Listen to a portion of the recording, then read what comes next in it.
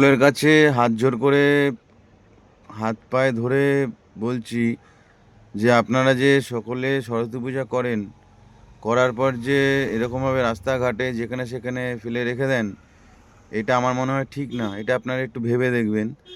নোংরা আবর্জনার মধ্যে বৃষ্টি হচ্ছে, বর্ষা হচ্ছে, এই যে চুল কেমন হয়ে পড়ে রয়েছে, আঙ্গুল ভেঙে পড়ে আছে, এটা আপনাদের খুব ভালো লাগে? এটা করাটা ঠিক না। আপনারা সরস্বতী পূজা এর থেকে করবেন না তাও ভালো, আর যদি করেন তাহলে এইভাবে ফেলে রাখবেন না ঠাকুরকে, ঠিক আছে? পারলে নিজের ঘরে রাখবেন একটা বছর, 1 বছর পর তো ভাসাতে হয়, 1 বছর আপনার ঘরে রাখবেন, আপনাদের ঘরে রেখে তারপরে বিসর্জন দিয়ে দেবেন। এরমভাবে না রাখাটাই ভালো, এটা তো আমাদের ভগবান।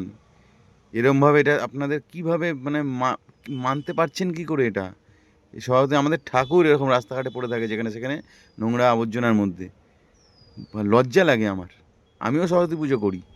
আমি যে ঠাকুরটা আছে আমার ঘরে রেখে দিয়েছি, 1 বছর হবে তারপরে আমি ভাসান দেবো, আবার নতুন ঠাকুর আনবো। লজ্জা হওয়া উচিত আপনাদের, ছি! মানে বলার মতো না কিছু আমার।